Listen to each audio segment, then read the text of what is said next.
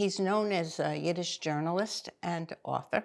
He's written 16 or 18 books in Yiddish.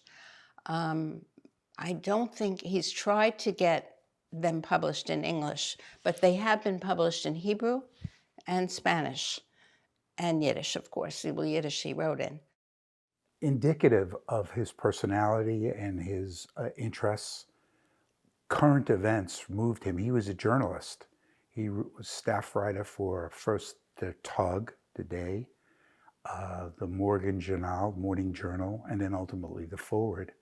All were very prominent Yiddish newspapers in New York, and New York was the center of Yiddish at that point because of all the dissemination of Jews all over the world after the war, and so that became a central place and a very powerful place for a Yiddish voice.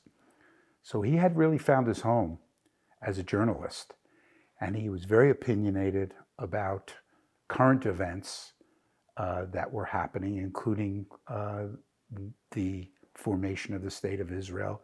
That was particularly important to him. I think I would classify him as a hardcore Zionist, living in Palestine prior to the State of Israel.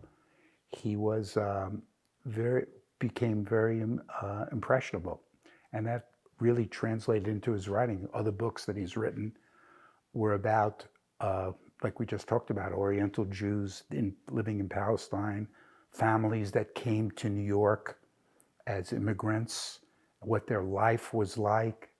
So he was very, very prolific, and mostly about things that he absorbed and saw.